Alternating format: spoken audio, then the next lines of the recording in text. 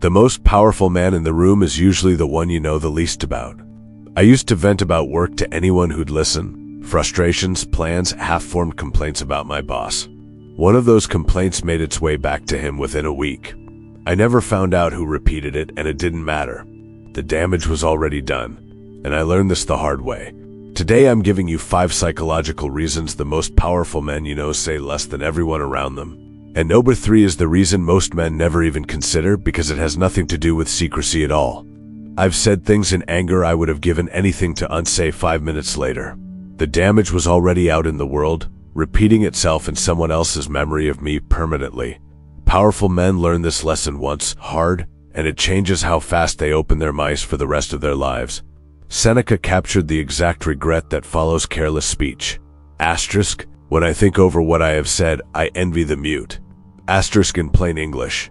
The man who says nothing never has to sit with the aftermath of a sentence he can't reel back in. Stoic response. Before you speak in anger or excitement, ask if you'd still want it said tomorrow. If not, let the moment pass in silence. Reason 2 is about what happens to your plans the moment you hand them to someone else. Reason number 2. Everyone you tell has someone they'll tell to. I once shared a business idea with a friend I trusted completely. Within a month, a version of it showed up in someone else's pitch. Not stolen maliciously, just leaked person to person, the way information always moves once it leaves your hands. My friend didn't even realize what he'd done. Seneca mapped out exactly how a secret dies. Asterisk, every person without exception has someone to whom he confides everything that is confided to himself. Such is the way in which what was but a little while before a secret becomes common rumor. Asterisk translation. A secret told to one person is no longer a secret. It's just rumor with a head start. Stoic response. Before you share a plan you care about, ask if it would survive being repeated to a stranger. If not, keep it to yourself until it's finished. Reason 3 has nothing to do with protecting information. It's about protecting something else entirely. Reason number 3. Conversation quietly drains you before you notice it. I used to leave long conversations feeling strangely empty, even good ones like I'd handed something away without meaning to. It took years to notice the pattern. Talking for me wasn't neutral. It cost something every time. Seneca warned about this exact pull, the way conversation loosens things in you that silence keeps intact. Asterisk, nothing will help quite so much as just keeping quiet. Talking with other people as little as possible, with yourself as much as possible. For conversation has a kind of charm about it, an insinuating and insidious something that elicits secrets from us. Asterisk in plain English. Talking has a gravity that pulls more out of you than you intend to give, every single time. Stoic response. After your next long conversation, notice whether you feel fuller or emptier. Let that tell you how much of yourself you're leaking in ordinary talk.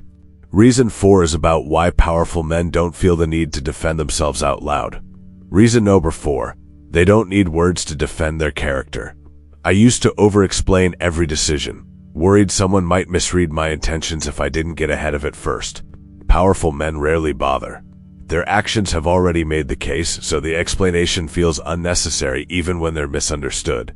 Seneca described the kind of life that makes defending yourself pointless in the first place.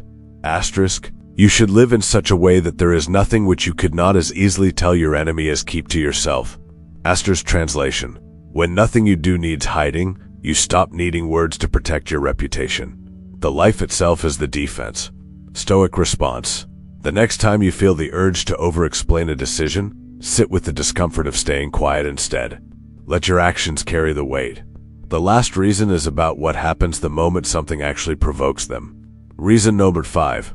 They let irritation pass without broadcasting it. I used to announce every frustration the second I felt it. A bad meeting, a slight, a delay, like the irritation wasn't real until someone else heard about it. Powerful men feel the same friction everyone else does.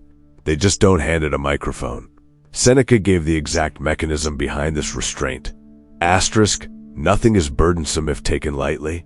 And nothing need arouse one's irritation so long as one doesn't make it bigger than it is by getting irritated. Asterisk in plain English. Saying the frustration out loud is often what inflates it. Silence keeps it the size it actually is. Stoic response. Next time something irritates you, let 60 seconds of silence pass before you say anything about it. Most of it shrinks in that gap. 5 reasons. One truth underneath all of them. Silence isn't the absence of something to say. It's the discipline of a man who's decided most of what could be said doesn't need to be.